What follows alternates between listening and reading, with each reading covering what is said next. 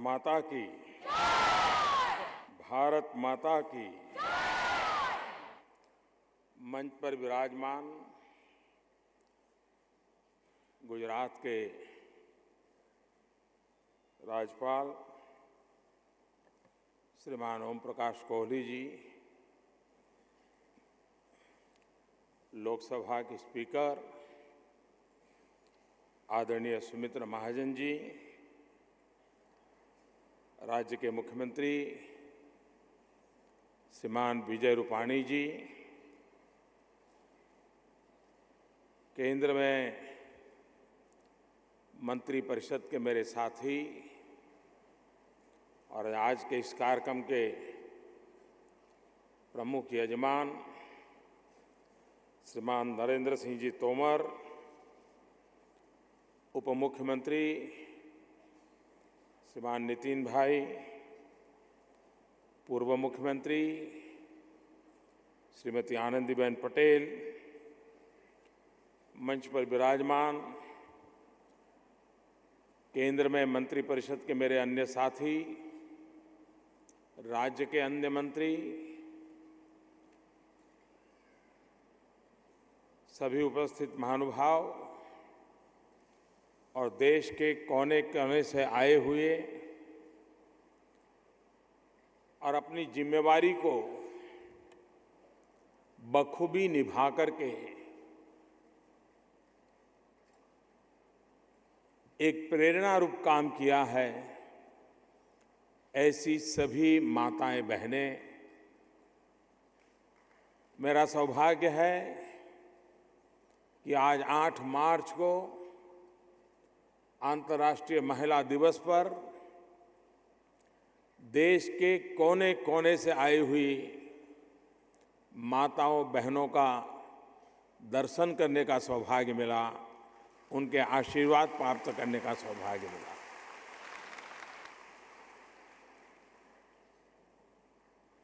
मुझे बताया गया कि आप में से कुछ लोग 3 दिन से यहाँ हैं, कोई 2 दिन से हैं, कुछ लोग 2 दिन के बाद भी रुकने वाले हैं, अलग अलग जिलों में जाके आए हैं, गांव कैसे होते हों देख करके आए हैं। यहाँ भी आप लोगों ने 2 प्रदर्शनी देखी होगी, एक गांव का विकास और उसमें स्वच्छता का महात्म्य, आधुनिक टेक्नोलॉजी से बहुत ही उत्तम प्रकार की प्रदर्शनी यहाँ लगाई हुई है। मुझे आने में कुछ जो देर हुई उसका एक कारण वो प्रदर्शनी में मेरा मन लग गया, मैं ज़रा देखता ही रह गया, तो उसके कारण यहाँ पहुँचने में देर हो गई। इतनी उत्तम प्रदर्शनी है। आपसे मेरा आग्रह है कि उसे सरसरी नज़र से न देखें, एक विद्यार्थी की तरह उस पूरी प्रदर्शनी को आप देखिए, क्योंकि सरपंच के नाते आप जो दायित्व संभाल रहे हैं उस काम को करने में आपको एक नई दिशा मिलेगी, जानकारियां मिलेगी और आपका संकल्प और दृढ़ होगा, ये मेरा विश्वास है। दूसरा, ये स्वच्छ शक्ति का समारोह है। गांधी की जन्मभूमि गुजरात में है, गांधी के नाम से बने शहर में है, और गांधी जिसे हम महात्मा कहते थे उस महात्मा मंदिर में है। इससे इसका कितना महात्म्य है आप समझ सकते हैं।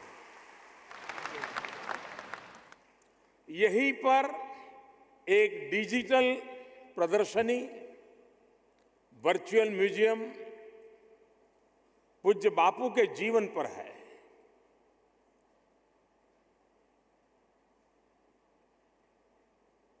दांडी कुटीर जो यहीं पर बनी हुई है, आप उसे भी जरूर देखिए। पूज्य बापू के जीवन को अगर हम समझेंगे तो स्वच्छता के लिए पूज्य बापू का जो आग्रह था उसको परिपूर्ण करने का हमारा संकल्प और परिणाम लाने के लिए हमारे प्रयास कभी भी बेकार नहीं जाएंगे।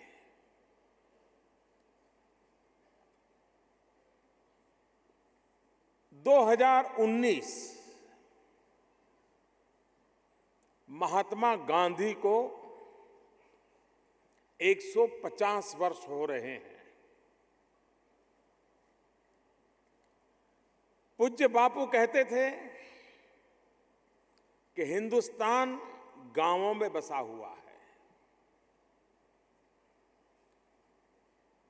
दूसरी बात एक कहते थे कि मुझे अगर आजादी और स्वच्छता दोनों में से पहले कुछ पसंद करना है तो मैं स्वच्छता पसंद करूंगा। गांधी के जीवन में स्वच्छता का कितना महात्म्य था वो उनकी इस कमिटमेंट से पता चलता है। 2019 में जब हम गांधी 150 मना रहे हैं, क्या तब तक हम स्वच्छता के विषय में जो गांधी का प्रयास था, किसी एक सरकार का प्रयास नहीं है, गांधी के समय से चलता आ रहा है, हर किसी ने कुछ न कुछ किया है, लेकिन अब हमने तय करना है कि यहां तक में हमें काफी कुछ कर देना है। इसके बाद ये विषय अब हमारे स्वभाव का हिस्सा बन जाएगा, हमारी राष्ट्रीय पहचान बन जाएगा। हमारी रगों में स्वच्छता अनुभव होगी। ये स्थिति हम पैदा करना चाहते हैं और ये देश कर सकता है। ये वो सरपंच बहनें हैं जिन्होंने अपने गांव में ये करके दिखाया है। खुले में शौच जाना, उसके खिलाफ उन्होंने संघर्ष किया है। गांव में इस व्यवस्था को विकसित करने के लिए प्रयास किया है। वैसी स्वच्छता के संदेश को सफलतापूर्वक अपने गांव में लागू करने वाली शक्ति रूपा लोग यहां बैठे हैं और इसलिए मेरा विश्वास बनता है कि जो गति आई है उस गति को अगर हम बहुत ही समयबद्ध तरीके से और पूरी बारीकी से लागू करने का प्रयास करेंगे तो गांधी 150 होते होते हम बहुत कुछ बदलाव ला सकते हैं। अभी आपने फिल्म देखी, उसमें बयां है स्वच्छता के संबंध में पहले हमारा रैंक 42% तक था स्थिति, इतने कम समय में हम 62 पर पहुंच गए। अगर इतने कम समय में 20% हम सुधार कर सकते हैं तो आने वाले 1.5 साल में हम और अधिक कर सकते हैं। ये साफ साफ आप लोगों ने करके दिखाया है। आज जिन माताओं बहनों को सम्मान करने का मुझे अवसर मिला, उनकी एक एक मिनट की छोटी छोटी फिल्म हमने देखी। कुछ लोगों का जो भ्रम रहता है, उन सबके भ्रम तोड़ने वाली ये सारी फिल्में हैं। कुछ लोगों को लगता है कि पढ़े लिखे लोग ही कुछ काम कर सकते हैं।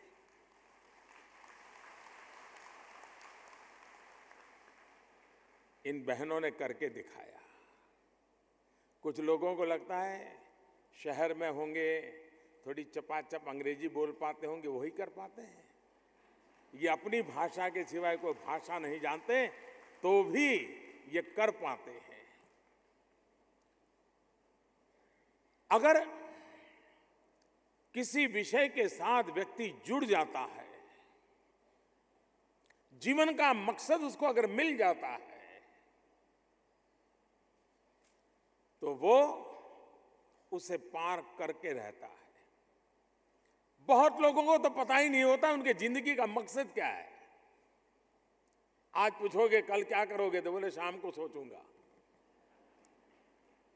जिनको अपने जीवन का मकसद ही पता नहीं है, वो जीवन में कभी कुछ नहीं कर पाते, जिंदगी गुजारा कर लेते हैं, दिन गिनते रहते हैं, और कुछ चीजें दो चार अच्छी हुई तो उसी के गाजे बाजे के साथ गुजारा करके रात को सो जाते हैं। लेकिन जिसको जिंदगी का मकसद मिल जाता है, पर्पज ऑफ लाइफ जिसको पता चल जाता है, वह बिना रुके, बिना थके, बिना झुके अपने लक्ष्य की पूर्ति के लिए जिसकी भी जरूरत पड़े उसको साथ लेकर के, संघर्ष करना पड़े तो संघर्ष करके, चुनौतियों से मुकाबला करना पड़े तो मुकाबला करके भी अपने मकसद को पूर्ण करने तक वो चैन से बैठते नहीं है। आप में से सब सरपंच होना ये छोटी बात नहीं है। कुछ लोग होंगे जिनको सरपंच बनने में शायद तकलीफ न हुई हो, लेकिन ज्यादातर ऐसे होंगे जिनको इस लोकतांत्रिक परंपरा में यहां तक पहुंचने में काफी कुछ करना पड़ा होगा। आज से 15 साल पहले कभी सरपंचों की मीटिंग हुआ करती थी, 33% रिजर्वेशन होता था, लेकिन मैं भी मीटिंगों में अनुभव करता था। मैं पहले गुजरात के बाहर काम करता था, कई अलग अलग राज्यों में मैंने काम किया है। तो मैं पूछता था तो वो परिचय में बताते थे पुरुष कि मैं एसपी हूं। तो मुझे भी होता था ये सरकारी आदमी यहां कैसे आ गया,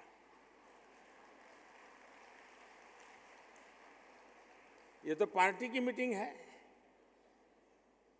तो मैं पूछता था भाई आप एसपी यानी कहां नौकरी करते हैं? नहीं बोले मैं एसपी हूं। तो मैंने कहा मतलब? तो बोले मैं सरपंच पति हूं।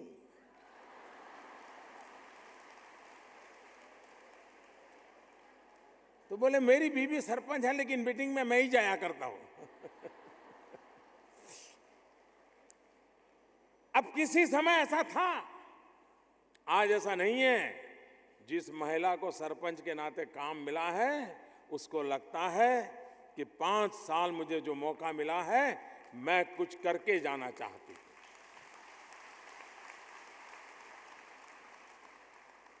वो अपनी पारिवारिक जिम्मेवारियों में सब एडजस्ट करती है,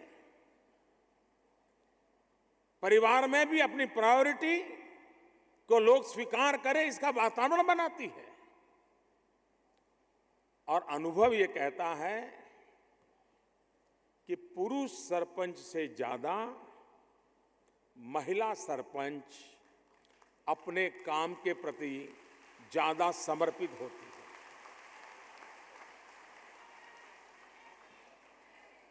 उसका फोकस होता है। पुरुष सरपंच और 50 चीजें करने में लगा रहता है।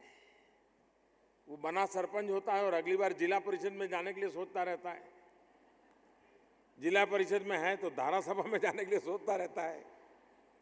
लेकिन महिलाएं जिस समय जो काम मिला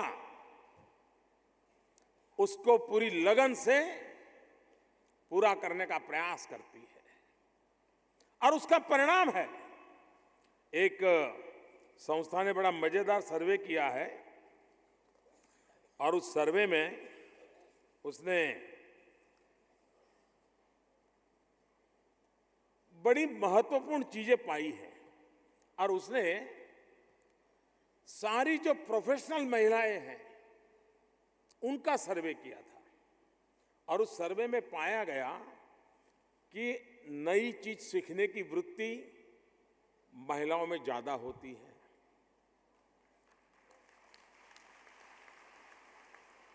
जो काम उसको दिया गया उसको पूरा करने के लिए जितनी अपनी क्षमता बढ़ानी चाहिए, शक्ति लगानी चाहिए, उसमें कभी वो पीछे नहीं रहती है। जो काम उसको मिला पूरा नहीं होता है वो चैन से बैठती नहीं है, वो उसको लगातार उसके पीछे लगी रहती है। अपना काम करने के लिए जो तय किया हुआ उसका जिम्मा है उसको पूरा करने के लिए कौन कौन से रिसोर्स मोबिलाइज करने चाहिए, किस किस की शक्ति जोड़नी चाहिए, बड़ी आसानी से वो करती हैं। उसको कोई ईगो नहीं होता है। किसी को नमस्ते करके काम करवाना है तो नमस्ते करके करवा लेगी, किसी से गुस्सा करके करवाना है तो गुस्सा करके करवा लेगी। बड़ा इंटरेस्टिंग सर्वे है ये। हमारे देश की 50% मातृशक्ति भारत की विकास यात्रा की सक्रिय भागीदारी करें, हम देश को कहां से कहां पहुंचा सकते हैं। और इसलिए बेटी बचाओ बेटी पढ़ाओ इस मंत्र को लेकर के भी देश में काम करने की बहुत आवश्यकता है। कम से कम जहां महिला सरपंच हो उस गांव में तो भ्रूण हत्या नहीं होनी चाहिए।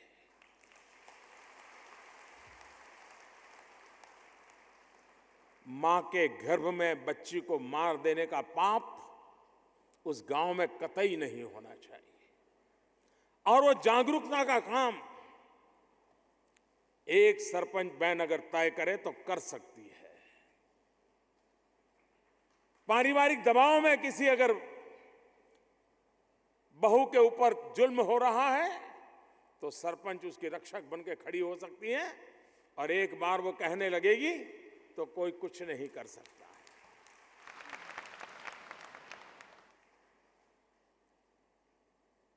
बेटी बचाओ आज समाज जीवन में कैसी दुर्दशा आई है। 1000 बेटे के सामने कहीं 800, कहीं 850, कहीं 900, कहीं 950 बेटियां हैं। अगर समाज में इतना बड़ा असंतुलन पैदा होगा तो ये समाज चक्र चलेगा कैसे। और ये पाप है। इसके खिलाफ समाज का दायित्व है। सरपंच महिलाएं शायद उसमें ज्यादा सफलता पा सकती हैं। समाज में जो एक मानसिकता है,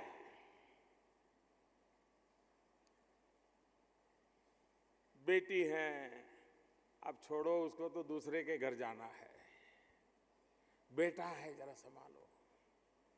आप भी जब छोटे होंगे, माँ भी तो एक नारी है, लेकिन जब खाना परोसती है और घी परोसती है तो बेटे को 2 चम्मच घी डालती है, बेटी को 1 चम्मच डालती है। क्यों? उसको तो दूसरे के घर जाना है। बेटा है तो बहुत कुछ है। ये बिल्कुल सत्य नहीं है। मैंने ऐसी बेटियां देखी हैं, मां बाप की इकलौती बेटी, बूढ़े मां बाप को जीवन में कष्ट न हो इसलिए उस बेटी ने शादी न की हो, मेहनत करती हो और मां बाप का कल्याण करती हो। और मैंने ऐसे बेटे देखे हैं कि 4-4 बेटे हो और मां बाप वृद्धाश्रम में जिंदगी गुजारते हो, ऐसे बेटे भी देखे। और इसलिए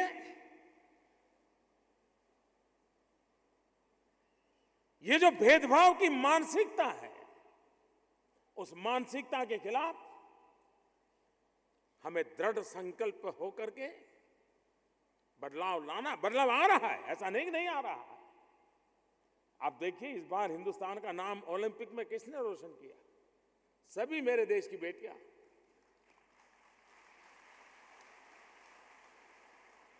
देश का माथा ऊंचा कर दिया। आज 10वीं 12वीं परीक्षा के रिजल्ट देख लीजिए।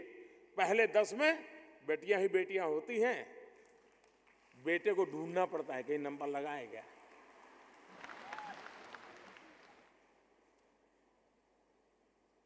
क्षमता उन्होंने सिद्ध कर दी है। जहां भी जो भी अवसर मिला है उस काम को दैदीप्यमान करने का काम हमारी माताओं बहनों ने किया है। और इसलिए बेटी बचाओ बेटी पढ़ाओ ये हमारा सामाजिक दायित्व है। राष्ट्रीय दायित्व है, मानवीय दायित्व है। अमानवीय बात समाज में स्वीकृत नहीं हो सकती है। और हमारे यहां तो शास्त्रों में कहा गया है, बेटी का महात्म्य करते हुए, यावत गंगा कुरुक्षेत्रे यावत तिष्ठति मेदिनी यावत सीता कथालोके तावत जीवेतु बालिका। जब तक गंगा, कुरुक्षेत्र और हिमालय हैं, जब तक सीता की गाथा इस लोक में है, बालिका तुम तब तक जीवित रहो, तुम्हारा नाम तब तक दुनिया याद रखे। ये हमारे शास्त्रों में बेटी के लिए कहा गया है। और इसलिए बेटी बचाओ, बेटी पढ़ाओ, कोई भेदभाव नहीं। हमारे सरपंच महिलाओं से मेरा आग्रह है कि इस बात को आप अपने गांव में डंके की चोट पर देखो। अगर बेटा पढ़ता है तो गांव की बेटी भी पढ़नी चाहिए, गरीब से गरीब हो। और सरपंच ये न सोचे कि इसके लिए बजट की जरूरत नहीं होती है। सरकार ने स्कूल बनाया हुआ है, सरकार ने टीचर रखा हुआ है, उसके लिए उस गांव को अलग खर्चा नहीं करना है। सिर्फ आपको निगरानी रखनी है कि बेटियां स्कूल में जाती है कि नहीं जाती। कौन परिवार है जिसने अपनी बेटी को स्कूल में नहीं रखा है? इतना सारा देख लीजिए। आप सरपंच है, एक काम कीजिए, कभी अच्छा लगेगा आपको भी। स्कूल में बच्चों को कहिए कि वो गांव के सरपंच का नाम लिखे, उसी गांव के, दूसरे गांव के नहीं।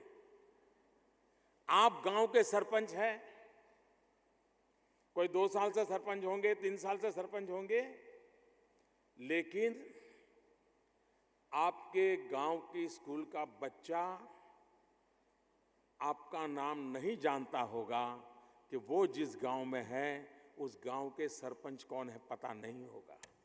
उसे ये पता होगा प्रधानमंत्री कौन है, उसे ये पता होगा मुख्यमंत्री कौन है,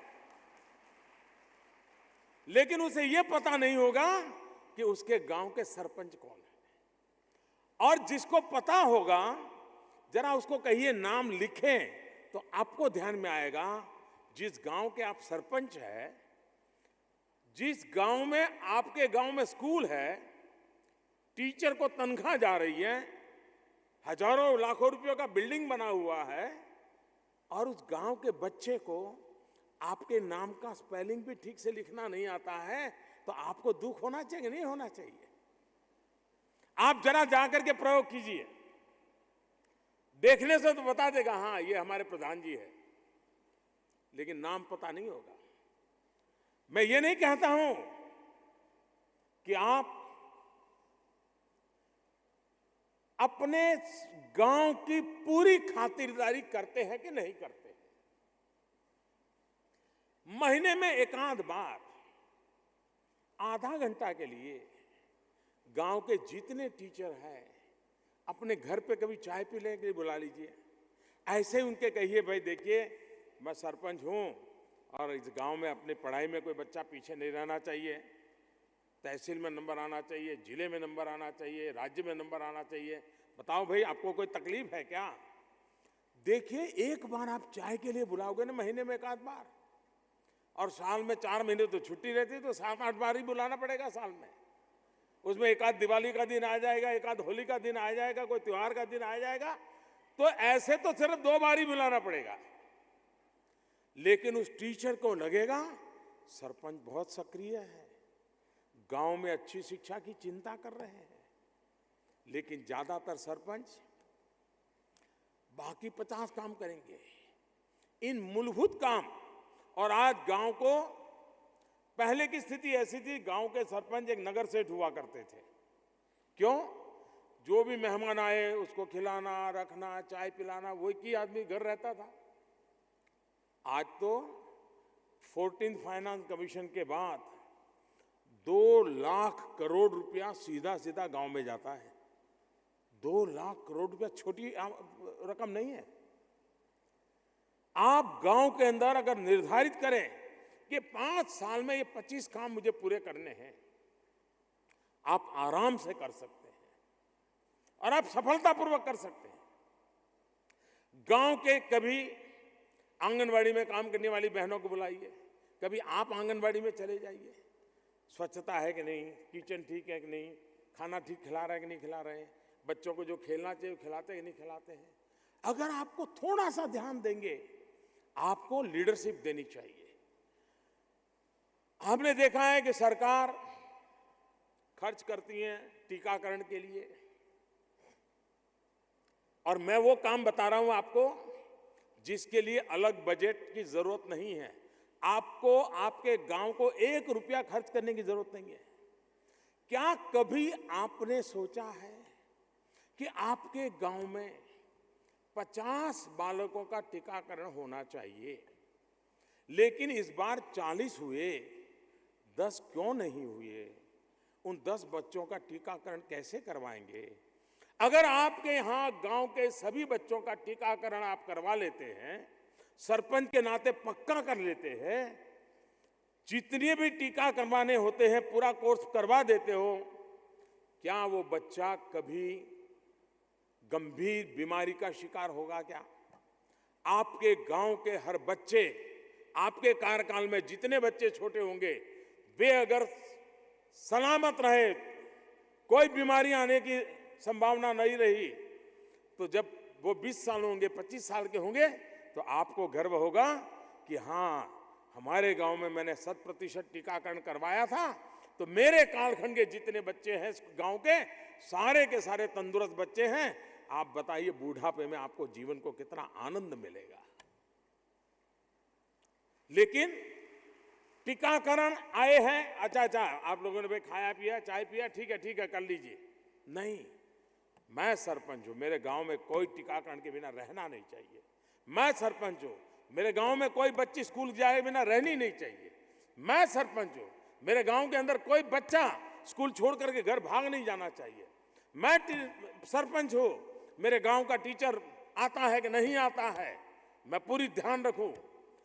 ये काम अगर लीडरशिप हमारे सरपंचों के द्वारा दी जाती है, कोई भी खर्च किए बिना, नया कोई पैसा लगाना नहीं है, सरकार की योजनाएं लागू करने से ही बहुत बड़ा लाभ होगा। कभी कभी हमने सोचा होगा कि गांव के अंदर बीमारी का कारण, अब सब हम देखते हैं शौचालय की ओर हमारा ध्यान केंद्रित हो रहा है इन दिनों, लेकिन ये कभी सोचा है कि स्वच्छता से कितना आर्थिक लाभ होता है? वर्ल्ड बैंक की रिपोर्ट कहती है कि गंदगी के कारण जो गरीब परिवारों में बीमारी आती है, औसत 7,000 रुपया एक गरीब परिवार को दवाई में साल का खर्चा हो जाता है। अगर हम स्वच्छता रखें, गांव में बीमारी को घुसने न दें, तो इन गरीब का साल का 7,000 रुपया बचेगा कि नहीं बचेगा? उन पैसों से वो बच्चों को दूध पिलाएगा कि नहीं पिलाएगा? वो तंदुरुस्त बच्चे आपकी गांव की शोभा बढ़ाएंगे कि नहीं बढ़ाएंगे? और इसलिए गांव के सरपंच के नाते, गांव के प्रधान के नाते, मेरे कार्यकाल में मेरे गांव में ये चीजें होनी चाहिए, इसमें मैं कोई समझौता नहीं होने दूंगी। इस विश्वास के साथ हम लोगों ने काम करना चाहिए। हमारे देश में गांव का महात्मा हर किसी ने व्यक्त किया है, लेकिन रविंद्रनाथ जी टैगोर ने 1924 में शहर और गांव, उसके ऊपर कुछ पंक्तियां लिखी थी, बांग्ला भाषा में लिखी थी, लेकिन उसका हिंदी अनुवाद मैं थोड़ा बताता हूं। आपको लगेगा हाँ, हमारे साथ बराबर फिट, और 1924 में लिखा था। यानी करीब करीब आज से 90 साल के पहले उन्होंने लिखा था। और यहाँ महिला वर्ष है तो बहुत सटीक बैठता है। रविंद्रनाथ टैगोर ने लिखा था, गांव महिलाओं के समान होता है। यानी जैसा गांव वो होता है जैसे महिला होती है, उन्होंने कहा। उनके अस्तित्व में समस्त मानव जाति का कल्याण निहित है। नारी के स्वभाव का प्रतिबिंब है। शहरों के मुकाबले गांव प्रकृति के अधिक समीप है और जीवन धारा से अधिक जुड़े हुए हैं। उनमें प्राकृतिक रूप से हीलिंग पावर यानी समस्त गांवों को भरने की शक्ति है। महिलाओं की तरह ग्राम भी मनुष्यों को भोजन, खुशी जैसी बुनियादी आवश्यकताओं की पूर्ति करते हैं।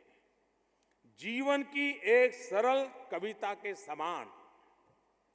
साथ ही महिलाएं गांवों में स्वतः जन्म लेने वाली सुंदर परंपराओं की तरह उल्लास से भर देती हैं। लेकिन यदि ग्राम या महिलाओं पर अनवरत भार डाला जाए, गांवों के संसाधनों को शोषण किया जाए, तो उनकी आभा चली जाती है। अब हमने भी सोचना होगा कि गांव का संसाधनों का शोषण होना चाहिए क्या? प्राकृतिक रक्षा होनी चाहिए कि नहीं होनी चाहिए? पेड़ पौधे, हरियाली, पानी, शुद्ध हवा के लिए हम ऐसा गांव क्यों न बनाएं कि शहर में रहने वालों को भी मन कर जाए कि एक छोटा सा घर गांव में भी बनाएं और कभी सप्ताह में 1-2 दिन गांव में आकर के जिंदगी गुजारने का मन कर जाए। ऐसा हम गांव क्यों न बनाएं? बन सकता है। आज जो ट्रेन चला है ना, रहते गांव में लेकिन 1-आध घर शहर में हो, छुट्टी के दिन चले जाना, बच्चों को लेके जाना, वो भी ट्रेंड शुरू हो सकता है कि गांव ऐसा हो कि छुट्टी के दिन दोस्तों को लेकर के गांव चले जाएंगे, कुछ पल गांव में बिता के आ जाएंगे। गांव ऐसा बनाया जा सकता है। सरकार का भी प्रयास है, अर्बन मिशन। आत्मा गांव की हो, सुविधा शहर की हो। ऑप्टिकल फाइबर नेटवर्क से हिंदुस्तान की हर पंचायत को जोड़ने की दिशा में काम चल रहा है। 2.5 लाख पंचायतें हैं, करीब करीब 70,000 पंचायतों तक काम पूरा हुआ है। स्कूल तक केबल लगेगा, पंचायत घर तक केबल लगेगा। गांव की आवश्यकता के अनुसार उस केबल को विस्तृत किया जाएगा। आधुनिकता गांव को भी मिले, उस दिशा में सरकार काम कर रही है। इन दिनों गांव में भी, मैं अभी जब प्रदर्शनी देख रहा था तो हमारे सचिव महोदय मुझे बता रहे थे कि गांव की जो सरपंच बहनें आई हैं वो बड़े मन से प्रदर्शनी देख रही थी और बोले हर कोई सेल्फी ले रहा था। कभी कभी हम पार्लियामेंट में सुनते हैं कि टेक्नोलॉजी कैसे आएगी, गांव में लोगों के पास टेक्नोलॉजी नहीं है। अब वो भाषण करने के लिए कहते हैं कि क्या कारण है मुझे मालूम नहीं, लेकिन मेरा अनुभव अलग है। टेक्नोलॉजी ने इतना बड़ा रिवॉल्यूशन किया है। मैं जब गुजरात में मुख्यमंत्री था तो यहाँ कपराड़ा करके एक स्थान है, वहाँ गया था। अब बड़ा पिछड़ा हुआ तहसील है, एकदम से रिमोट एरिया में है। और एक छोटा सा कार्यक्रम था, मिल्क का चिलिंग सेंटर का उद्घाटन था। आदिवासी गांव था और उन्होंने, अब मैदान भी नहीं था क्योंकि जंगल है, तो सभा करने के लिए वहाँ से 3 किलोमीटर दूर एक स्कूल के मैदान में सभा रखी थी और चिलिंग सेंटर एक जगह पे था। तो मैं चिलिंग सेंटर के उद्घाटन लिए गया तो दूध भरने वाली 25-30 महिलाएं भी वहाँ थी। वो बहनें वहाँ खड़ी थी हम लोग उसकी रिबन काटना, दिया जलाना सब कर रहे थे और मैं देख रहा था ये सारी महिलाएं, और ये बात मैं करीब 10 साल पहले की कर रहा हूं, सारी महिलाएं, आदिवासी महिलाएं अपने मोबाइल फोन से फोटो निकाल रही थी। मैं हैरान था। मैं उनके पास गया, मैंने कहा कि आपकी फोटो तो आ नहीं रही, मेरी फोटो निकाल के क्या करोगे, और आपको फोटो निकालने आती है? आदिवासी बहनें थी, अनपढ़ थी। उन्होंने मुझे क्या जवाब दिया, वो जवाब मेरे लिए और प्रभावी था मेरे मन पर। उन्होंने कहा ये तो हम जाकर के डाउनलोड करवा देंगे। मैं हैरान था जी, ये पढ़ी लिखी बहनें नहीं थी और वो कह रही है कि हम जाकर के डाउनलोड करवा देंगे।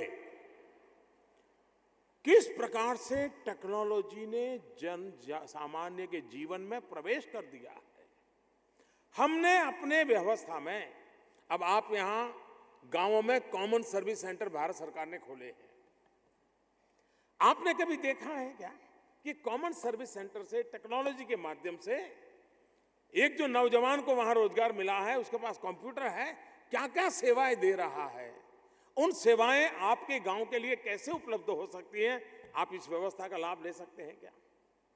मेरा कहने का तात्पर्य यह है कि हम लोग आवश्यकता के अनुसार पूरा प्रयत्न करके टेक्नोलॉजी का उपयोग भी अपने गांव में लाने की दिशा में प्रयास करें।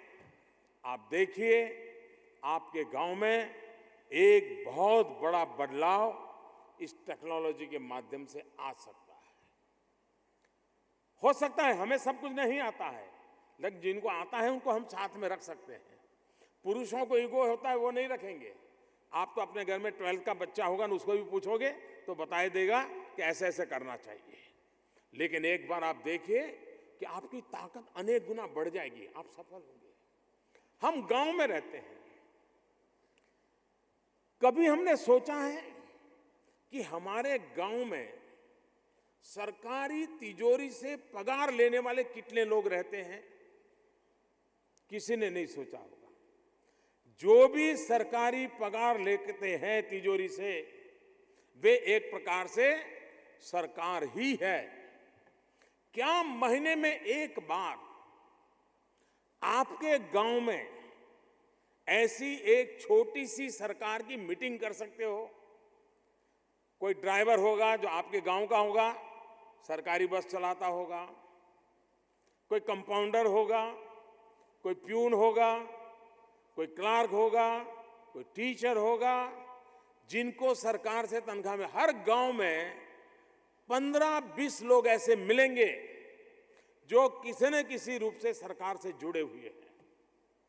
क्या महीने में एक बार ये जो सरकार का प्रतिनिधित्व करते हैं, सरकार से तनख्वाह लेते हैं, सरकार क्या है जिनको अता पता है, सरकार के ऊपर के लोगों को जानते हैं, क्या कभी आपने हर महीने में एक बार ये अपने गांव के कहीं पर भी काम करने वाले और गांव में रहते हैं, शाम को गांव आ जाते हैं, ऐसे लोगों की महीने में एक बार बैठ करके भाई अपने गांव में क्या कर सकते हैं, सरकार से क्या मदद ला सकते हैं, कैसे ला सकते हैं, तुम्हारी कोई जान पहचान है क्या?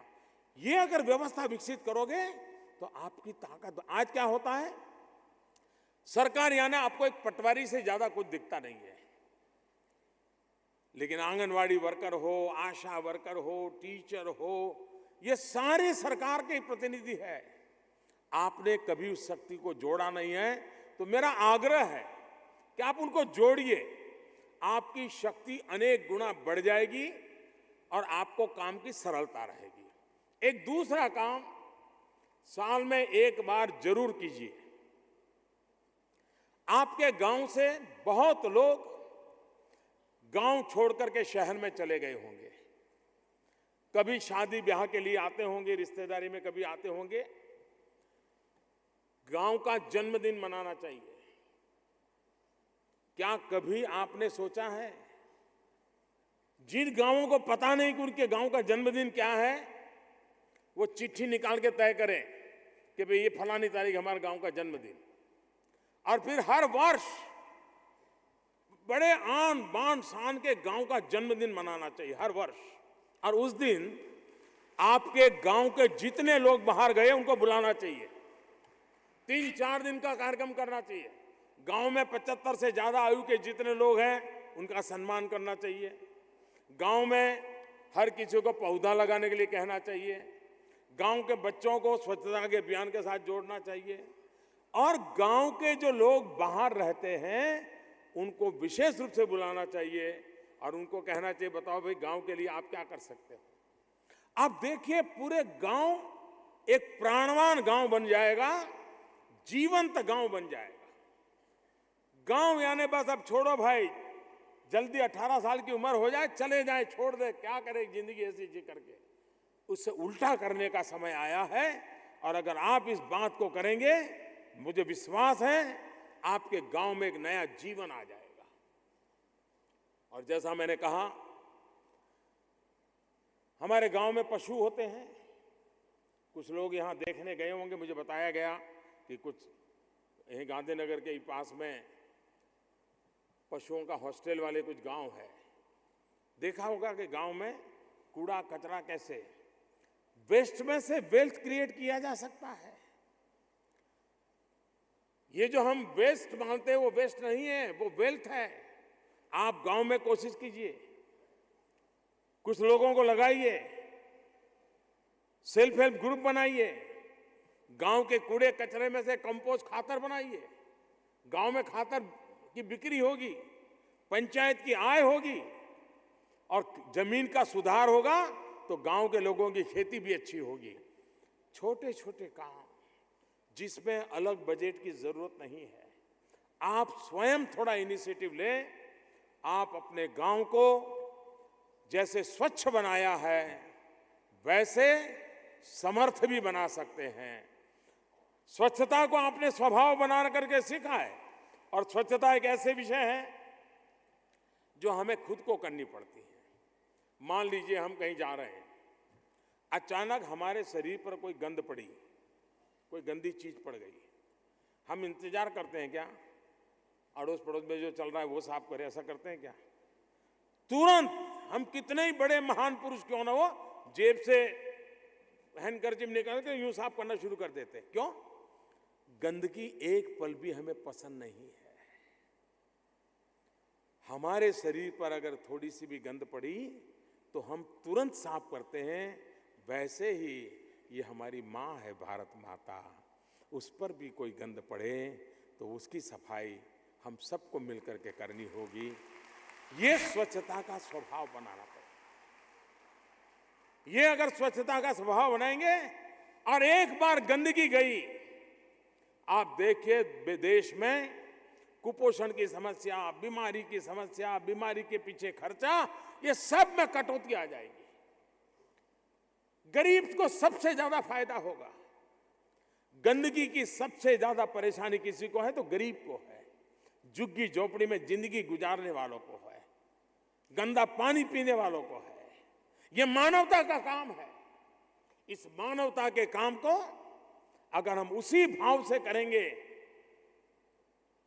जन सेवा यही प्रभु सेवा, ये हमारे कहाँ गया है, उसी भाव से अगर हम करेंगे तो मुझे विश्वास है कि 2019 में स्वच्छ भारत में कुछ अचीव करना है, बदलाव महसूस ऐसी स्थिति पैदा करनी है। और ये सरकार के नाम करने की बात नहीं है मेरी, ये समाज का स्वभाव बनाना पड़ेगा। समाज में एक आंदोलन करना पड़ेगा, गंदगी के प्रति नफरत का वातावरण पैदा करना पड़ेगा, तो अपने आप होगा। शौचालय उसमें एक हिस्सा है। शौचालय हो गया मतलब स्वच्छता हो गई, ये हमारी कल्पना नहीं है। और मेरे देश में पहले कभी स्वच्छता पे चर्चा ही नहीं होती थी। अच्छा हुआ है पिछले 2 साल से लगातार स्वच्छता पर चर्चा हो रही है। और मैं ये भी बात पब्लिकली स्वीकार करता हूं कि आमतौर पर सरकार की तरफ से कोई बात कही जाए उसी दिन मीडिया उसमें नुक्स निकालने में लग रहता है, क्या कमी है, क्या गलत है, क्या झूठ बोलते हैं, उसे वो पकड़ता है। स्वच्छता एक ऐसा विषय मैंने देखा, मीडिया ने भी उसे गले लगाया है और सरकार जितना काम करती है उससे 2 कदम ज्यादा मीडिया के लोग भी कर रहे हैं। ये एक ऐसा है जिसको देश के हर किसी ने स्वीकार किया है, हर किसी ने स्वीकार किया है। जिस काम को हर किसी ने स्वीकार किया हो उसमें सफलता मिलना स्वाभाविक है, उसका सिस्टमैटिक ढंग से करना पड़ेगा। सिर्फ स्वच्छता के मंत्र बोलने से नहीं होगा, ये हमें एक्चुअली फिजिकली करना पड़ेगा। और गांव में सफाई हुई, हिंदुस्तान बदला हुआ नजर आएगा, हमारा जीवन बदला हुआ नजर आएगा। मेरा आप सबसे जिन जिन लोगों का सम्मान हुआ है उनको मैं बहुत बधाई देता हूं, और उनका कार्य, उनका जीवन, उनका पुरुषार्थ, उनका संकल्प हम सबके लिए प्रेरणा बनेगा। और देश भर से आई हुई महिलाएं, अंतर्राष्ट्रीय महिला दिवस पर स्वच्छता और महिला सीधा सीधा संबंध है, क्योंकि आज तक हर प्रकार की स्वच्छता बनाए रखने में अगर सबसे ज्यादा किसी ने योगदान दिया है तो हमारे देश की नारी शक्ति ने दिया हुआ है। हर प्रकार की स्वच्छता, सामाजिक जीवन के हर पहलू की स्वच्छता अगर आज भी बची है, संस्कार बचे हैं, सद्गुण बचे हैं, सत्कार्य बचे हैं, तो उसमें सबसे ज्यादा योगदान मातृशक्ति का है। स्वच्छता के इस अभियान को भी मातृशक्ति के आशीर्वाद मिलेंगे, अभूतपूर्व सफलता मिलेगी। इस विश्वास के साथ फिर एक बार आपको बहुत बहुत शुभकामनाएं, बहुत बहुत धन्यवाद। नए पंख हैं, नई उड़ान, नई दिशा में नए संकल्प।